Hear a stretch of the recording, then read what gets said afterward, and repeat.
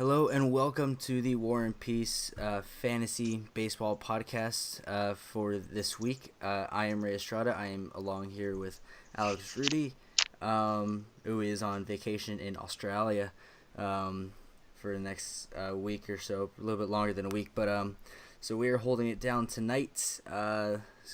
Hopefully it's a quick one. We always like to say quick, but then it goes on longer than intended.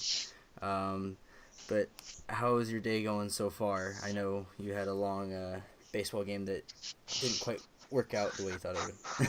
Yeah, I'm now 0-2 as a collegiate manager. I drove all the way an hour and a half to Pasadena just to lose in 10 innings, 3.5 hours. So we start off 4-0 in the first, and then end up losing 7-6. It was interesting, but it's always a fun experience to get to be like on that end of the game and see it from that perspective. And we play again tomorrow, so probably get another win. It wasn't a league game, luckily, so it didn't really matter. Yeah. So we'll start with the top story of the day. Kyle Schwarber was sent down to AAA Iowa today. He is not doing very well this year, batting 171. 295 on base, 378 slugging. Does have 12 home runs, 28 RBIs, but I mean, obviously something's missing. Already 75 strikeouts through 64 games. That's not good. 193 BABIP. I mean, is this the right move for the Cubs to do for Schwarber? Yeah, I would say 100%. I don't know if he ever really truly recovered from that ACL tear. Even though he was smashing the playoffs, but I don't know if that's still affecting him in some way. But the Cubs are making it. They're trying to make the playoffs. They've been struggling all year. They can't afford to have guys hitting that poorly in the lineup, no matter how talented they are, no matter how much power they have. They have plenty of outfielders. Guys can play outfield. Guys can play around. Like basically, Ian Happ, I think, basically took his role. And I forgot the name of the other guy who's also like a pretty young guy. I think his last name starts with an A. Who's playing Almora? I think his name is. Yeah, Almora is the center Is that fielder. yeah? So they have plenty of plus all the guys who've been starting beforehand, like Hayward. Bryant can play some outfield. Zobers can play some outfield. Like they don't need Schwarber at catcher anymore. So it's not like he was. They just desperately needed him because they have no one else. They have plenty of depth. They need guys who are hot. He's been struggling horrendously. I owned him in fantasy this year. I turned down a trade for him for Yelich straight up, who's had, in my opinion, a pretty disappointing year as well. Not nearly as bad, and then I ended up taking a deal where I packaged, this is a keeper league, by the way, Schwarber with Hicks, because I thought Hicks would slow down by now and not have his career year still last as long. I was wrong about that, but for Brantley and Marco Estrada, two safe veterans, because I'm in a win now mode, which I think was a fine. I think this kind of proves that it was probably a good time to sell high, because I don't think Schwarber's value could be any lower in fantasy. And if you're owning him, I think you just have to stash him and wait it out, or maybe even drop him. I mean, it's not like he's super young and inexperienced anymore. This is like he's had enough at bats in the majors, in my opinion, where he should be adjusted to some degree, and the power is there, but it's getting a little worrisome, his inconsistencies of making contact. And he goes on stretches where he's unstoppable, and he definitely has top five, just pure, just the ability to just take any pitch and smash it. But the holes are getting, to me, I'm getting worried, honestly. I'm not panicking on Schwarber because he's so talented, but I mean, he might just be a guy who, one of those guys from the mid-2000s, like Jack Cust at this point. That's what he's looking at. He's looking like Jack Cust at the moment, to be honest. I haven't heard that name in forever. That was a good pull there. Yeah, I mean, it was one game today, but for what it's worth, the Cubs scored 11 in Miami today. Beat the Marlins 11-1. Brian had a home run. So I mean, I don't know. Maybe it's a two-way street for what the Cubs did today, getting him out of lineup, trying to get him resettled, just have him reset down in AAA, and maybe kickstart the Cubs lineup by having him out of there. I mean, So now they added Zagunis, this kid. They brought him up for his major league debut today. Went 0 for 5, but had an RBI fielder's choice. Struck out twice. I haven't heard much about him, so I don't know exactly what he projects to be, but it is certainly interesting to see if this will get Schwarber going and get the Cubs going offensively, which is where they've been disappointing all year. I mean, he's 24. Yeah, I think he's fine, but I don't think it's time just to say this guy's done it all. He's plenty of time, but I really think you have to send him to the minors at this point because it was just getting out of hand, and sometimes it's just the best thing for a guy. 1.2 strikeouts per game's played is not good.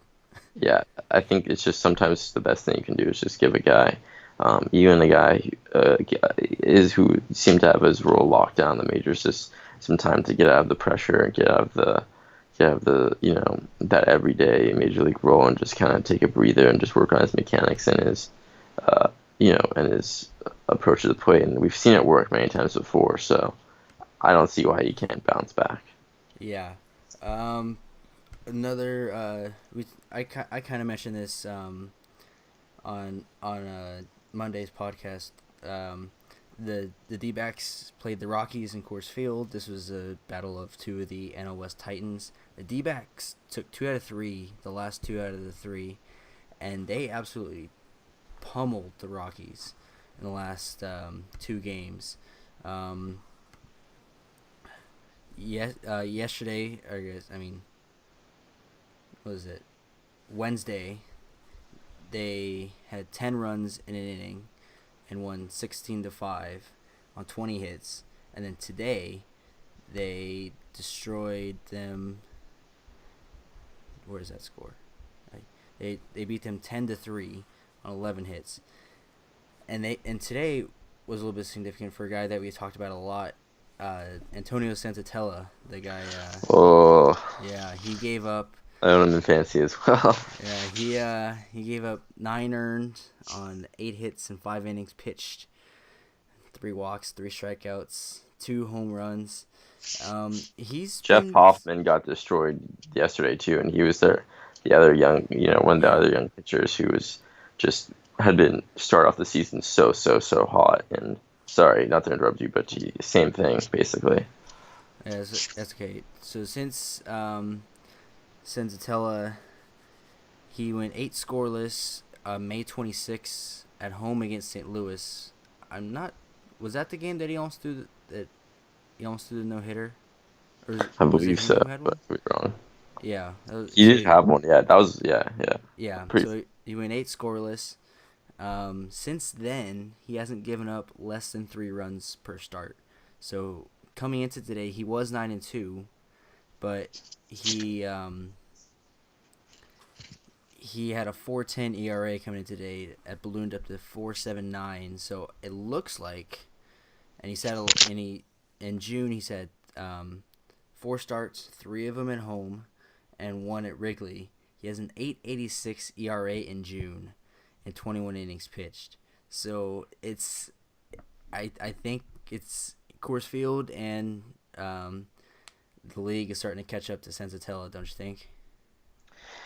Yeah, I think it was inevitable, unfortunately, that these young Rockies pitchers were going to start reaching rough patches, and a lot of the other ones have been up and down as well throughout the season, like Domingo Germán and Kyle Freeland. Is that? Maybe I'm making up guys. And I think there's one other, Tyler Chatwood Chatwood, yeah. Yeah, so those guys have also a little more proven. He's been around for years, but yeah. Yeah, but all those guys are fairly young, and they've all had their stretches this year of excellency and dominance and horrific results. To be honest, I think this is just Senzatella's run of the mill and run through that. And Hoffman looks like he's having all that too. And I think he's a good pitcher. He's talented, but I don't think he has ace potential. In fantasy especially, and I think I just don't think he's that talented personally because he was a pretty under the radar guy who I hadn't really seen anything about him being a top pitcher And not that the Rockies always have great pitching prospects. I mean, Hoffman and Gray, and I mean there were guys at the top of the radar, and I hadn't seen really his name around. And then he started off so hot, and I think this is just kind of his talent and his location kind of catching up with him. I think going forward he's serviceable. There's nothing wrong with him, but he's nothing. I think that's gonna really win you a league, or if you can't, you're not gonna be able to. He's not the next young great pitcher. I don't think he's really a hidden gem. I think he's a solid near the middle of the rotation guy going forward first. I think from a fantasy standpoint, if you've been following our logic and ride him while he's hot, I think now's the time to jump off that train. Yeah, 100%.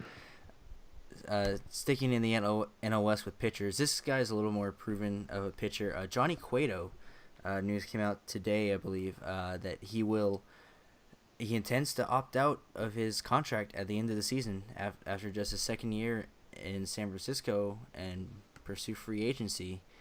No word on where he wants to go, but I mean, what do you think of that for a guy who's having not a good year by his standards? How much money is he giving up? Do you know off the top of the head for him opting out? I don't know that. I don't know the contract numbers off the top of my head.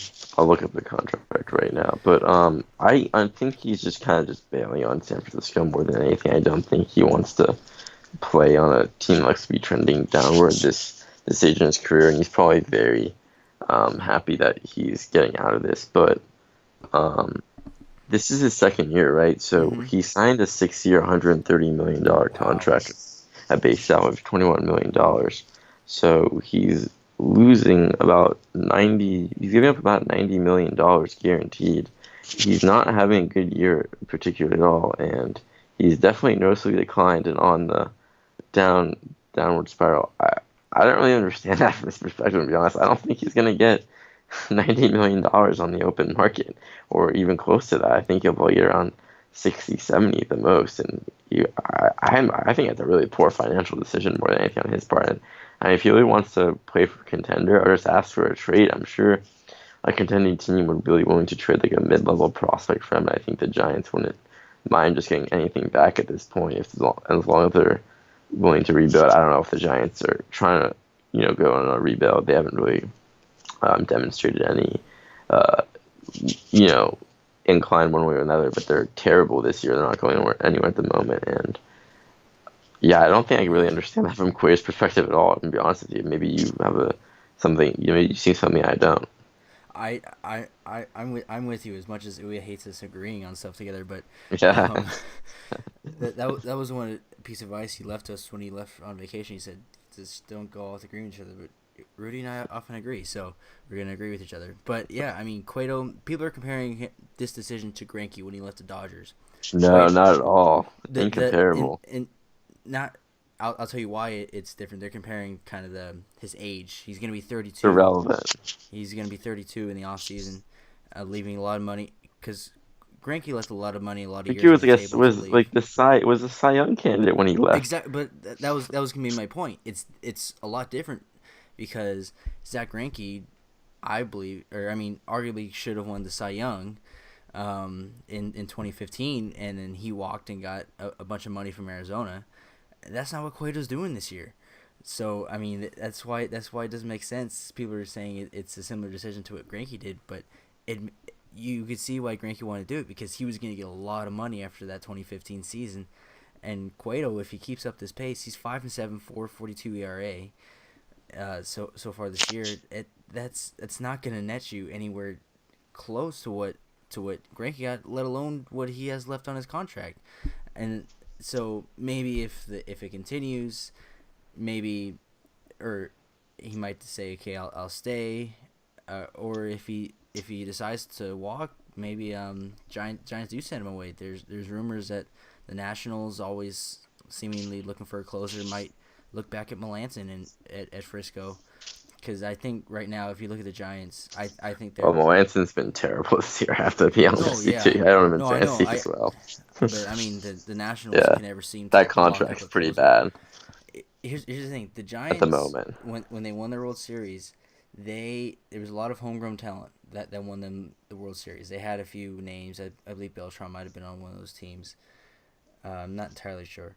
But they the last couple of years they've done these big contracts. And Marjo was a terrible contract. That was $90 million for a guy who wasn't worth that even when he was in free agency.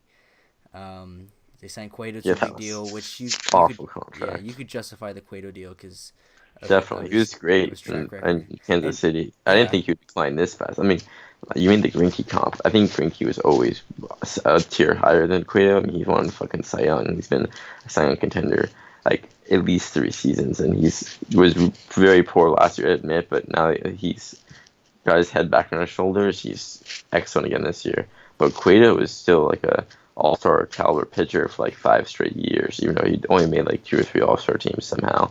He was one of the most consistent guys in Cincinnati and in Kansas City. So I understand why they made this deal 100% yeah, in the first but place. yeah, you mentioned the Melanson deal hasn't panned out, so the Giants just might want to strip down and kind of see where they are. I agree with you. If they can try to rekindle the ways they won their three World Championships. So it's really interesting, and maybe Cueto gets dealt at the deadline if he is committed to leaving, which I think would be the right move for the Giants. I think you can still get a lot for Cueto, even if he's having a down year. Do you think you can still get a lot from him though if he's set on opting out? Do you think he would still opt out if he was traded to a contender? I don't think he would. That is a good question. I think that'd have to be part of the deal. I think the answer to that first little thing you asked is like you can get more if the team knows that he's a rental, and they're not going to take. Oh, on they the don't get entirety paid. Oh, I see it from that perspective too. That's interesting. I think it really depends on the team. Because here's the thing: there's talk about the Tigers shipping Verlander. We're not going to talk about that. We're going to talk about Verlander in a little bit actually, but there's talk about them doing that. But the thing is, the big holdup is that Verlander has a lot of money left. But the thing with Cueto is if you can convince a team that he's a rental, which might just be the case with non-contenders, you can probably get a lot for him. But if you try to ship him to a contender, he might re-up with that contender, which the Giants are not anymore at this point. So I think if he does get dealt, it's going to be because he's going to opt out, and it's going to be to a non-contender because that's where he's going to... there's no chance of him re-signing, I think, with a non-contender. Yeah, I mean, it's hard to say what will definitely happen, but I'm glad that the stove is finally heating up, and I think I agree with you more than anything that the Giants would be smart to shed some of their more long-term money commitments, even if it's not for a huge return, because they're just not going anywhere with those guys. Yeah, couple more stories before we get to some hitter stay or keep away. A little quick one here that I know that kind of caught me by surprise. Stephen Vogt of the Oakland A's got designated for assignment. I mean, he was having certainly a down year. I think he's slashing like 211 or something, but designated for assignment for a guy who's been to the last 2 All-Star games. Brutal. I can't believe that. How could you not trade him for at least something? I guess you can still get traded from DFAd, but but I mean, still, wow. And like the Oakland A's are probably the least loyal team in the MLB. I have to be honest. Like, even though I feel like every player who plays there loves playing there, like wow, like brutal. Like that guy is like a cult hero. Yeah, like, and he's a very solid catcher. So I mean, I guess they had this catcher prospect. I don't remember his name off the top of my head. Hit well in AAA. He hasn't hit well when he's been up so far this year, and only a handful of at bats. I think like 20 or something. But I mean, I think you'd want Stephen Vogt there, just to handle the pitching staff. I mean, a catcher who can't hit is still valuable, in my opinion. Yeah, I mean, I understand that Stephen Vogt's on a noticeable decline, and he probably wouldn't have ever reached his All-Star level again. In the past, like a year or so, going at the second half of last year, and really 2015, he's definitely been,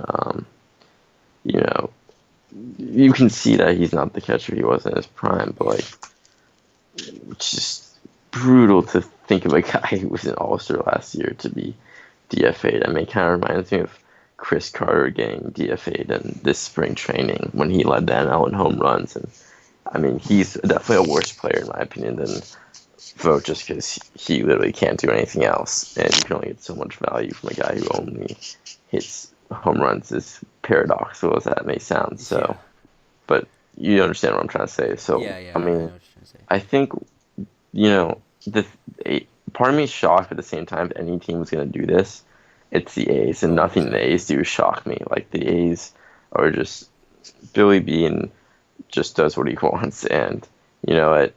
He has.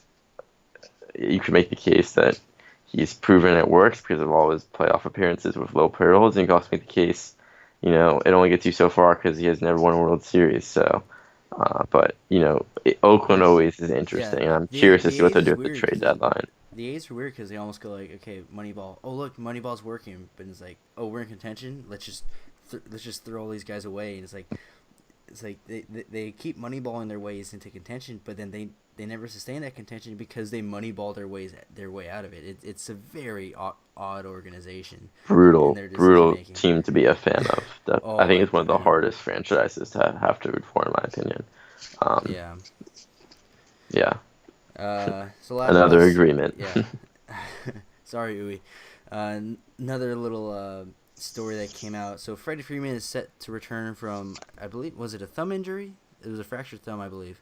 Yeah. So we've talked about this before. Not too much concern that it's a fractured thumb. Maybe a little bit rusty, but no, shouldn't have to worry about sustained structural damage.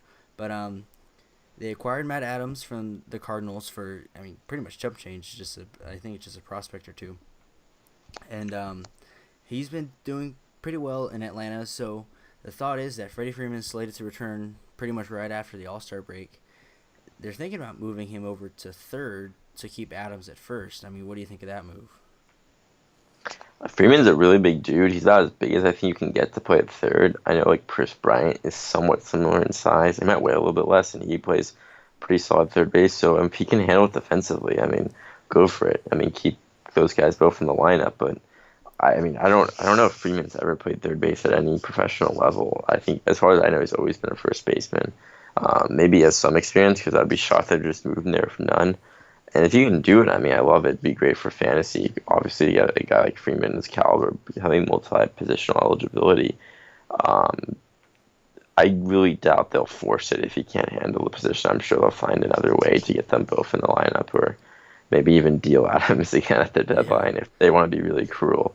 But I like what the Braves are doing. Honestly, they made some curious moves, kind of recently, I would say, but the past like 12 months or so, I would say they've done a good job overall rebuilding, and Freeman was arguably the best player in the NL before he got hurt this year. So Yeah. I'm just kind of dazed he comes back into the lineup. Another guy on one of my teams. So if what it takes to get him there fastest is to go play third base, more power to him. He's a pretty athletic guy, and he's a good worker. I think he could be able to handle it. I don't know how. I don't think he'll be a great defensive third baseman, but he could probably hold his own, I'm guessing. Yeah, I know he has the arm, but for me, it's just hard to picture him at third base because you've always seen him at first base. So I think Yeah, you I don't think see that switch almost ever. Can't name any guy you on see the top of my you head. see it going the other way. You see third Yeah, baseman going to play first, like Ryan Zimmerman, and but yeah, I mean I think the footwork might be the biggest issue. It'll be interesting to watch, and I think with your note on the Braves, they're playing to win soon in the way it I looks. agree 100%. Not like win now. They're not going all in with stuff, but they're not waiting around for stuff to happen. So I like what they're doing. They're going for a fairly quick rebuild. I would say. Yeah. So now we've reached the portion of the program where we will decide if a player is here to stay or keep away. We will start with a player who is in the news for what he's normally in the news for. Quote unquote disrespecting the game. Yasiel Puig, I love him. who apparently took a little too much time, but I mean, I That was didn't. ridiculous. Who yelled at him? Who was playing first base? Wilmer Flores. Oh my Wilmer God, Flores. Wilmer Flores, you have no right. Like, you're Exactly. Wilmer Flores. Calm down. It's Wilmer okay. Flores, and then Jose Reyes and I don't Yoenis get it. Cespedes talked to him. He It's didn't like, even, he barely, first of all, he didn't even pimp it that much. Second of all, he crushed it, and third of all, it was at home. Like, exactly. like, and they were winning, I think, or yeah, like they it were was, winning, and they intentionally walked Peterson to get to Puig. So Oh, I didn't even know that part. And Yeah, plus, like, why can't you pimp the ball in baseball? Like, okay, exactly. like, But the fact that it's coming from three Latin players, Flores, Reyes, and oh, Cespedes. interesting. I mean, that's what it's all. Where's the flair? Like, when did we say Exactly. there's no Like, more flair in the game? yeah. So I loved anyway, it. I we're actually loved Puig, honestly. He's just so entertaining. yeah. I like guys. I mean, he is an asshole. Like, I'll admit to it. He's a cocky asshole. But like, you know what? Like, it's sports. Like, that's what sports are. Like, it's not. It doesn't all need to be fucking like, perfect. Respect and you know, what's the word? Like, politically correct. Like, Yeah, you know, I think Puig's definitely a guy you either love or you hate. There's no one who's just like, ah, it's yeah. Puig. All right, let's get to what we're supposed to talk about in this segment. Actual That. Puig's actual Yeah. stats. He's having a very solid June. He's batting 286 in June with 4 home runs, making it 13 on the year. He has 40 RBIs, 53 strikeouts on the year, 9 stolen bases, and he's walked 31 times. He has The 13 home runs. Yeah, I mentioned that, but Oh, my bad. that's okay. On base 321, slugging 452. He leaves a little to be desired in the average department, in the slugging department. But I I picked him up off the waiver wire this week. I was surprised he was available. I mean he's getting playing time I consistently, think I which dropped him actually. that was you who probably left him Yeah. to me. Yeah. But he's getting playing time consistently, which was a concern coming into the season. So I mean, obviously the point of the segment is Puig here to stay, or do you still keep away? I don't think I think he's never a guy I would ever advise you to keep away from, but and if this is what if you're owning him or picking him up or trading from expecting his production, I think his production is really safe. He's gonna average his production no problem in San Francisco. It's about halfway through the year, yeah. Like he's gonna Yeah, end up with around 25, somewhere between 22 and 30 home runs, around 15 stolen bases, probably around 80 RBI, 70 runs, like batting like 250. Like the stats all seem to me like what Puig is. Puig is good. He isn't. I don't think he would ever be the guy he showed no, when he first came into the league. I think between injuries and just, he just doesn't, for whatever reason, has never put together. I don't know if you want to say personality or role or injuries or like I said. But if you're good with his production, I think he's a good, second or maybe upper third tier outfielder in fantasy, depending on who he is. I mean, he's solid. I think some people might think now he's really inconsistent, and maybe his playing time is iffy because the Dodgers have a lot of outfield depth. But I just think I think it's the opposite. I think he's actually a very safe guy. I just don't think he puts up the numbers that people necessarily get attracted to because he doesn't have super high in any category. He doesn't excel at any one thing, but he's pretty good all around, and sometimes that's actually the most valuable thing in fantasy, depending on how your league's scoring. yeah, and like you mentioned before, he rubs people the wrong way, so everybody thinks 100%. he's not. If he doesn't put up world beating numbers, then he's not worth anything. But yeah, I mean, this is the guy. I said this 2 or 3 years ago when they first wanted to trade Puig when he was first starting to deal with injuries, especially the hamstring.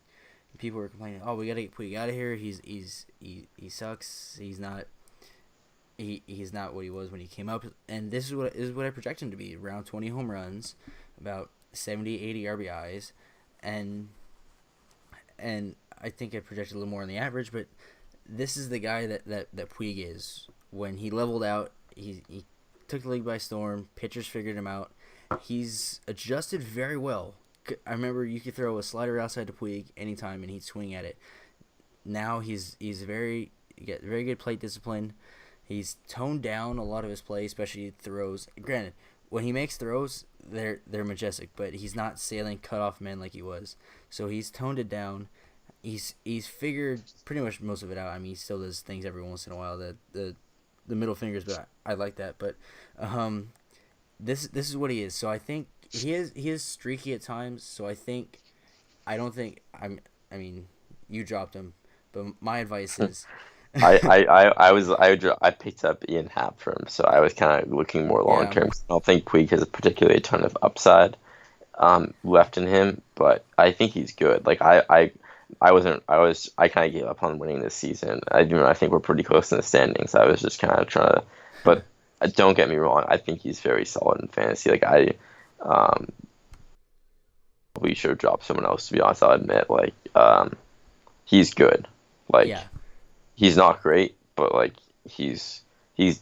I think he's a lot more consistent than people. That his reputation really makes people think. Like he gets you these stats, and yeah, I mean, I think he's just a hard player for people to rate because he started off so high and then has had a couple down years, and those guys usually have very strange reputations. I think among like just rankings and fan bases and profiles in general. It's hard for to get an overall feel of those guys. But it kind of reminds me of like the outfield Starlin Castro at this point in his career, a little bit. Like started off super well, kind of had some issues. He's coming back very solid, and like they kind of just are what they are at this point. Like they never will reach the highs that they first promised, but like they aren't as poor as people I think like overly adjusted to rate them after they kind of start struggling. Like they're somewhere in the middle. yeah. That's a good comp. Next guy, foreshadowed earlier. We were talking about the Cueto news. Justin Verlander. He had a perfect game through 5 innings. Then Gerard Dyson. That was savage as fuck. Yeah, But, I mean, but also it was like still the sixth inning. Like it doesn't. I understand. Like, I would do the same thing. it was an awkward spot to judge. I was fine with it. Yeah. They're down 4 in the 6th inning, but it's Gerard Dyson. It wasn't like a guy beat the shift with a BS bunt to break up a perfect game. It was Gerard Dyson. It was a perfect bunt. I mean, it was a beautiful bunt.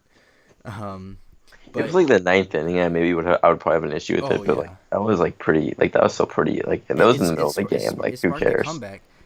So he goes into the 6th with a perfect game. That happens with the first batter. And it seems like, okay, maybe Verlander's kind of bounced back a little bit. He's having a good game. He's having double-digit strikeouts. But then he doesn't make it out of the 6th. Yeah, he unraveled completely. He goes 5 and 2/3. Only gives it 3 earned. Struck out 11 to 1 walk. But I mean, what you thought was like, okay, this is return to form. He went 7 strong in his last outing at home against Tampa Bay. He's like, okay, this might be a return to form this year, and then he doesn't make it out of the 6th. Is that cause for concern this year? I mean, I think this is just Justin Verlander isn't that good this year. I mean, he had a really rough. He really declined after 2013, and had a really rough 2014. Came back solid 2015 and was excellent last year in 2016 after some injuries in 2015. And my opinion should have been the Cy Young. And I think, unfortunately, he declined another level. And what other adjustments he made last year, I think, like I said in another podcast, didn't seem to last for whatever reason. And, the advanced stats don't really say that he should be much better than he is. He should be maybe a half run better, you're right. But, I mean, he's actually allowed more home runs per 9 last year.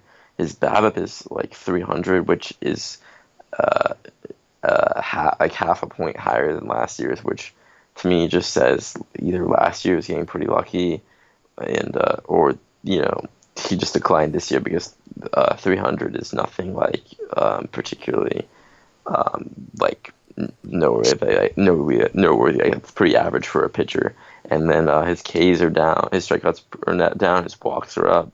Like, he's just worse in my opinion, and that's unfortunate because he's probably a Hall of Fame pitcher, and you never want to see a guy's decline. Especially, it seems like he really turned a corner and extending his career to as a top pitcher for at least a couple more seasons. That's what it looked like, but nothing really points to me from him just being anything more than just not that good this year. To be honest, unfortunately, I just think he's just on the decline from this point on. Yeah, it's disappointing. I would keep away, I guess, to conclude. I mean, nothing more to say. That I mean, he's on my team. Our league is deep, so I still think I might have won that trade with Verbo. He gave me Verlander and Herrera for Beckham and Salazar, and I think somehow I won that trade. Salazar's been atrocious, so yeah. Herrera is no longer on my team, and Verlander is. I mean, You guys might have both lost that trade, to be quite honest. I think it's a good assessment of that. Next guy talking about another guy on my team that I'm thinking of. He's having a good year, and just another side note. We roasted us about all the nicknames that we missed. Now you can't fault us for missing this nickname. The guy we're talking about is Travis Shaw. The nickname, according to MLB.com, we know, if you're familiar, you know that Sean Casey is the mayor. Well, Travis Shaw is the mayor of Ding Dong City. that's probably the best nickname, honestly, I've ever heard. That's not the best nickname in the incredible. majors. I'm so at least jealous. Not the most underrated nickname in the majors. I don't know what is, but so he has I have a new favorite player. I had no idea that was his nickname. That's incredible. He has an awesome nickname, and he's having a pretty awesome year. And he's a guy you can root for. He's splitting time right now. He took a couple of days off. He's visiting I believe his baby daughter in the hospital. She's having some complications or a health scare for his child. Nonetheless, he's splitting his time right now. He had a home run today. He has 14 on the year. He had 16 last year in his first full season with Boston. I forget who did Boston trade him for? Prospects? They traded him into prospects for that relief pitcher who was pretty effective on Milwaukee last year. But he's hurt on the Red Sox right now. I'm blanking on his name. Yeah, I don't know if you can think of him, but it was a solid relief pitcher. But Travis Shaw, who has first base and third base eligibility, he has 51 RBIs, 14 home runs, only 55 strikeouts. I say, seven stolen bases to none caught stealing. Batting .298. That's well above his career average. On base .350, slugging .552, with an OPS that equates to an OPS of .902. I mean, I don't know how much you've been paying attention. He's playing on Milwaukee, who is still first place in the Central. People should be paying attention to Milwaukee. Yeah, I think they deserve attention. They've won 7 of their last 10. They got to 40 wins today. So what do you think of Travis Shaw? I think he's good. I mean, I think the Red Sox really fucked up because instead of paying him on his rookie deal or on arbitration, they paid Pablo Sandoval a gazillion dollars to be terrible. So, in a deal that I think almost anyone could have predicted was going to end badly. I don't know why anyone would give a lot of long-term money to a guy who has conditioning problems. I mean, it doesn't usually end up well. But Travis Shaw has been very pleasantly surprising, and he had a very good year when he first came up to the Red Sox in 2015 for a short spell of 65 games. He looked like a solid guy. And then he kind of turned into Will Middlebrooks 2.0 last year, where the sophomore slump occurred, which is pretty common in baseball with young guys, I feel like. And they kind of sold low on him, to be honest, considering that they gave up him and 2 prospects just for a relief pitcher. I think it was Thornburg. I think it was Tyler Thornburg. I think you're right with that one.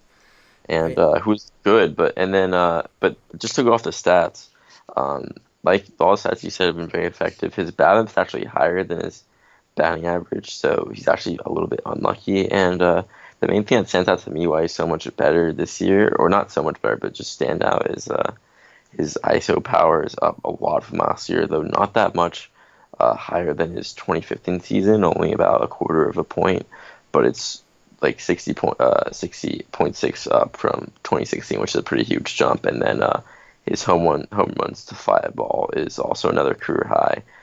Once again, slightly better than his original 2015 year, but way better than last year. Pretty much double, which I don't know if possibly Miller Park is better for his hitting than Fenway for a reason, but more than anything, I think he's probably made an approach at the plate to hit more fly balls, even though his fly ball rate is actually down, so I guess that doesn't really make sense.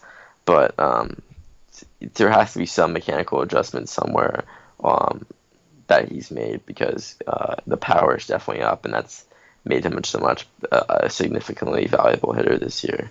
Maybe it's not just launch angle like some of the other guys have done. Maybe something else that doesn't show up clearly in just the number of fly balls, but it seems like he's hitting the ball. He's at least hitting the ball a little bit harder this year. Yeah, I remember seeing when that trade went down in the offseason, the Red Sox Red Sox trade Travis Shaw to the Brewers. That maybe kind of scratched my head it wasn't didn't seem like they got rid of Travis Shaw, like Sandoval was having all these issues, or Ortiz retired. They brought in Mitch Moreland, but it's like I mean, could you imagine if the Red Sox had Moreland and Shaw? If Shaw and maybe Shaw going to Milwaukee, different hitting coach made these adjustments. Maybe he's not as good in Boston this year, but I mean Moreland is having a solid year for the Red Sox. I think that could have been a very good corner combo. Yeah, man. And like you said, pay attention to Milwaukee. The seven last Definitely. 10. They have depth. Yeah. People don't realize how much depth they have, and they can only go up from here. They have the lowest payroll in baseball. The NL Central is an atrocious division this year, I will concede, and the Cubs should eventually surpass them unless we're all insane. And I guess anything can happen in this day and age, like we've seen. But I mean, Milwaukee is not slowing down. Ryan Braun's on the DL still, and he's probably still their best player. He was doing great this year, and they have good things going forward. I don't know if maybe Shaw something going from the AL East pitching to the Central is even. I don't think the Central's pitching actually has been pretty good this year. I feel like overall. So I guess Cincinnati has terrible pitching, but maybe it's in the schedule so far. Shaw probably will slow down a little bit. I don't think he's this good, but right now in fantasy, very good plug-in guy to just ride while he's hot. And then I just think from the Red Sox perspective, you could have just probably taken that Sandoval money and signed like 3 relievers who are around as good as Thornburg, maybe 2. And just, Shaw and Moreland. And, Shaw and Moreland aren't flashy, but those guys are glue and MLB players. And those are the kind of guys they're kind of role players in positions that surround stars on winning ball clubs, in my opinion. Yeah. So we'll move on to the last guy in here, Sarah Keep Away. We'll try to do this quick, and then we'll get into a quick weekend preview. Too bad Herbo's not here to discuss this guy with us, but Cameron Maybin, I mean, he's hot the last few days. He has 6 home runs in the year, 3 of those in the last 5 games. 2 of those in New York against the Yankees, who are sliding right now. But hitting .388 in June, playing pretty much every day. I guess the Angels don't need Trout, right? Yeah, I mean, I think Eric Young Jr. has been the real reason they haven't needed Trout, but because he's been beast mode. But yeah, Maybin, I don't think people realize how good he actually was last year with the Tigers before he got hurt. He batted .315 on the season, and then after a pretty disappointing career for a guy who was like a top prospect and top draft pick, and he seems to just excelling in Southern California. Another guy who's his BABIP's actually 50 points higher than his average, so he really actually should be hitting even better than he should be after.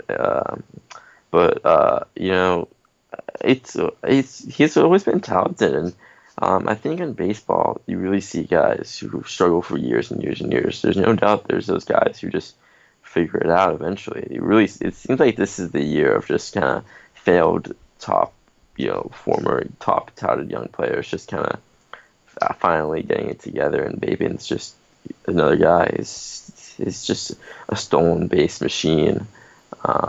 22 stolen bases to 1 caught stealing on the year.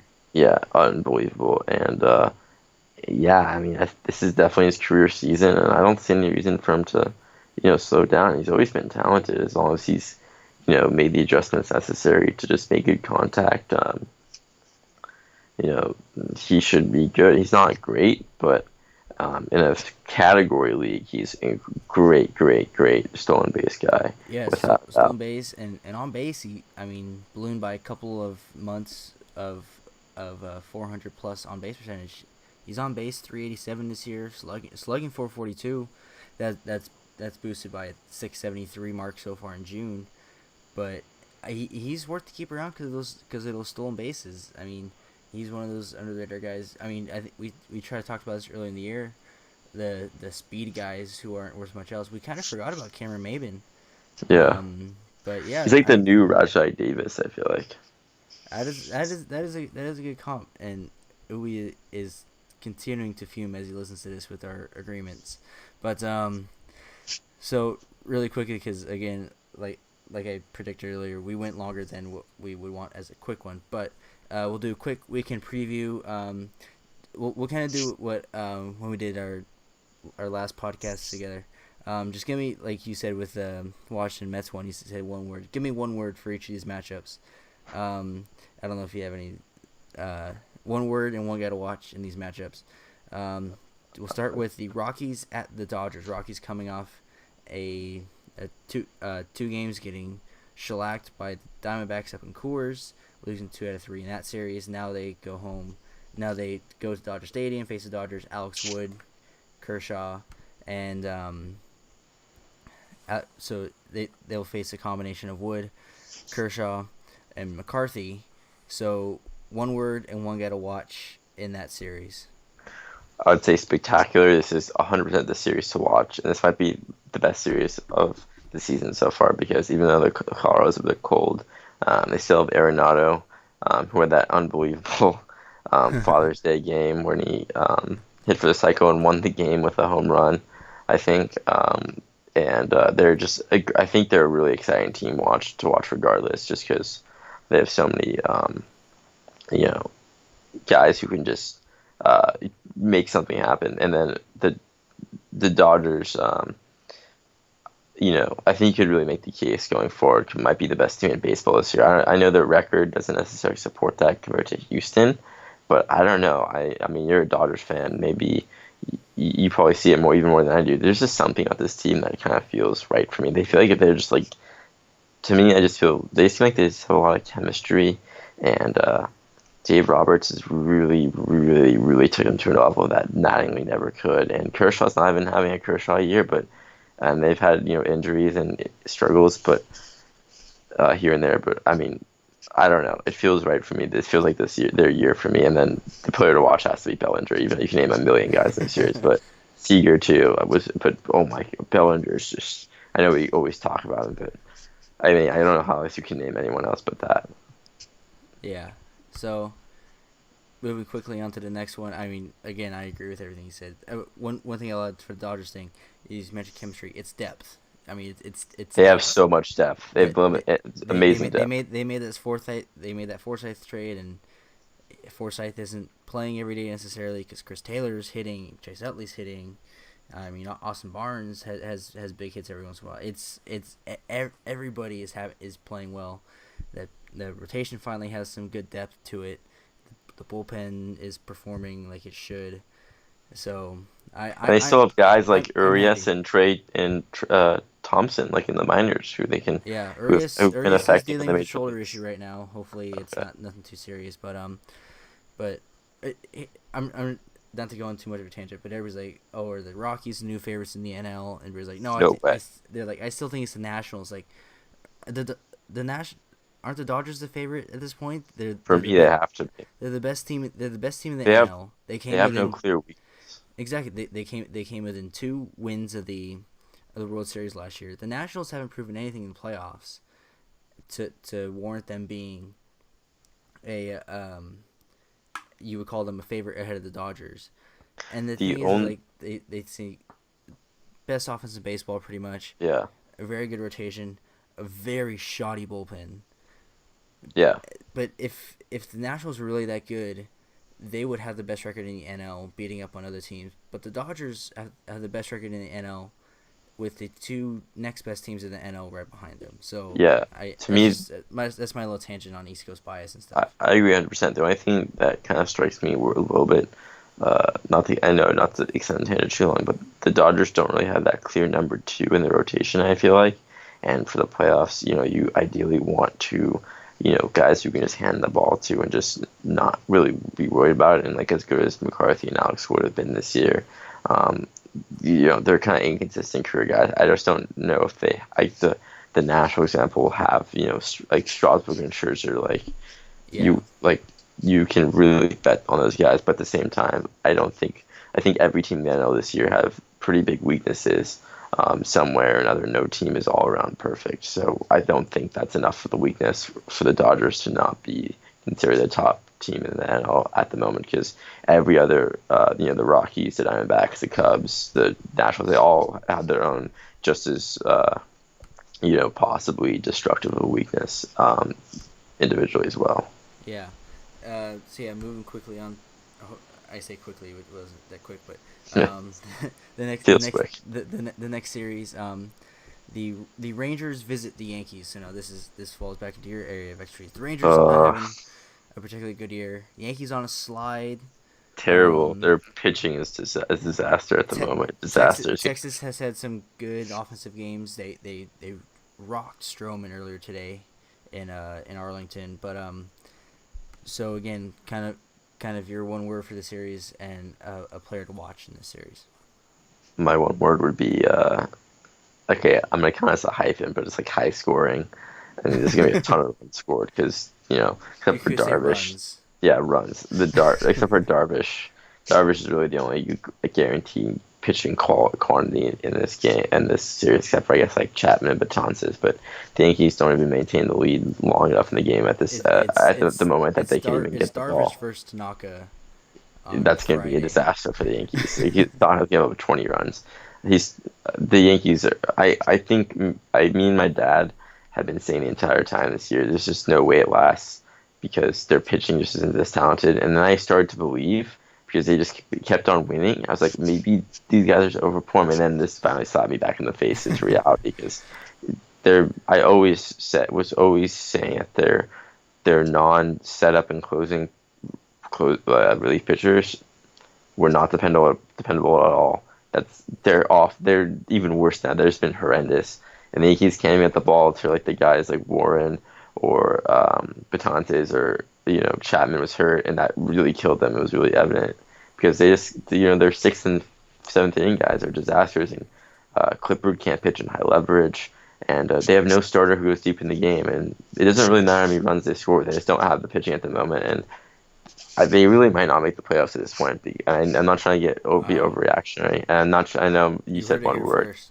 I know you said one word and one player, but this is my team. I have to go off on it. Like this is like I'm panicking a little bit, and I don't really care if they make the playoffs this year, to be honest, because I didn't expect them to this year. But like, Girardi's got to figure something out. 'Cause it's like they lost 8 out of their last 9, I think, or 7 out of their last 8. I mean, it's just brutal, and the offense is fine, but wow, like the Yankees, you have this thing that me and my dad always joke about, that they can just turn out white pitchers from like their minor leagues and like the waivers that have just like clones, and they just enter their bullpen and are effective. But the past 2 or 3 years, but they're in a very dangerous division where any team can come out of it still. Honestly, the Red Sox are probably the best team going forward, but I mean the Orioles went from first to last. I mean the Blue Jays keep on trying to get close to 500 before losing. Maybe they'll string together enough, and the Rays are dangerous. Yeah, you mentioned the Blue Jays trying to get back to 500. I literally, like maybe half an hour before we came on, I was watching SportsCenter, and they said the Blue Jays have had 9 chances to get back to 500, and they've lost all 9 of those games. So they'll probably win one of those games. I would assume by they gotta get back to 500 eventually. They're not. You can't keep losing those games. And I think the Yankees. Yeah, I mean, the second the Yankees were probably in wild card contention for this whole season, but they were last year too, and no one really cared about that team. I don't think a lot of they surged into wild card contention towards the end of the year when like Sanchez and Judge came up and stuff. Yeah, I think they're fine, but they're not a contender going forward. I think they peaked for the year, I guess, is my conclusion. The player to watch, I mean, for me, obviously has to be Judge, but I think you can make the case for Gallo because he makes seemingly hit some bomb inside the park Gallo in Yankee Stadium. Out of the park. Gallo in Yankee Stadium, I think that'd be really fun to watch. Darvish might just embarrass some guys because he's I think arguably the nastiest pitcher in the game. Maybe watch for Tanaka continuing to pitch like a complete dumpster fire this year. Sanchez has been decently hot lately. If you like him, yeah. Yeah. Quick note on Tanaka, just funny because I think the last 3 starts Tanaka's had, you've texted the group chat some version Forget the last of four. of Tanaka is officially ass. That's been some version of that in his last few starts in the group chat. So yeah. So the last thing we're gonna get to, Minnesota at Cleveland. Cleveland, I forget what they did in the other games. Or they swept a doubleheader that day when they destroyed them in Minnesota. But this is the top of the NL Central. This could be Minnesota bouncing back against Cleveland in Cleveland. But this could be Cleveland taking really showing that they can really take stranglehold on this division. So again, try to make it as close to one word as possible, and one or two players to watch in this series. Snooze fest. Okay.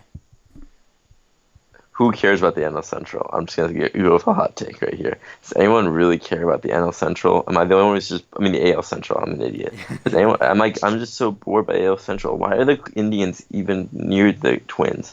The Indians made the fucking World Series last year. I know the Cubs. The Cubs and the Indians are like, it's getting a little bit ridiculous at this point. You're supposed to have world class managers.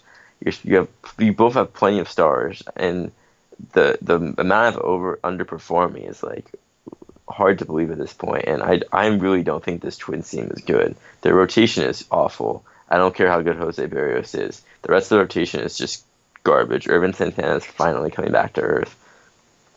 And Miguel Sano can hit as many dingers as he wants, but when Domingo Santana is like your second best hitter half the time, like you shouldn't be that good of a team. I'm sorry, I'm not on this Twins bandwagon. I just don't see how they have enough to end up this season in playoff contention. Maybe I'm just missing something very obvious, but I just don't see it. And the player to watch has to be Lindor, because he needs to break out of this average slump eventually. He should. I don't know why he's sacrificing so much average for power, because I don't think he's that guy. I don't think he has the physique and the style to be that guy. I think he should be a guy who should be Trey Turner style, not can you name me just a more powered, focused, low average shortstop right now? Johnny Peralta. I don't know. That's just a That's powerful like maybe shortstop. prime Johnny Peralta, I guess. Yeah, it was kind of like that. There's an Indians connection there, so. I don't know I'm kind of confused on what Lindor is doing, but he's fucking a beast. So it's I doubt he's hitting like in the not this. I just expect more from him, I guess, this season. Yeah, we certainly expected more this season. That's for sure. Well, I mean, you mentioned Trey Turner comparing to Lindor. Those were Uwe's MVP picks, so we'll see how that pans out. But yeah, I think Cleveland's gonna dominate this series. Minnesota's fallen off. They've lost 6 out of their last 10, but Cleveland is starting to tick. I think Cleveland's turned the corner this year. I don't know individual stats. All right, probably right. Jose Ramirez is hot. They've won 8 out of their last 10. They're up 2.5 in the Central now. So I think if Kluber's been a beast. Kluber's been very good off the DL, and I'm happy about that. He's on my team. I think this is where, especially being against Minnesota, their close competition, this is where you see Cleveland really start to take off. So we'll end on that note. Just go over obviously the logistical stuff. If you have any questions for us, questions, comments, we appreciate it all. Find us on Twitter at WPB_podcast. Search us on Facebook, War and Peace Baseball. You can email at us, warandpeacebaseball@gmail.com. Again, all this stuff will be in the description. YouTube, if you're not there right now, is War and Peace. iTunes, if you're not there right now, search WPB_podcast to find it. Also, some exciting news. We finally have a guest lined up somewhat. So if any of you want to get a little preview of our guest, he's not a name brand guy, but he's a guy that I have a connection with on Twitter. His name's J.R. Hernandez. He is the guy behind the Angry Dodgers Fan podcast. So if you want to check him out, we'll have him on soon, which is exciting. First, legitimate guest on this show, so that'll be exciting. And that's pretty much it. thank you, Rudy, for doing this with me. I know it's late, but Thank you. who needs sleep? It's summer, right? Hell yeah. Yeah. All right. So yeah. So thank you all so much for listening, watching into YouTube, whatever. Thank you, Rudy, and as always, sorry. Peace. Yeah.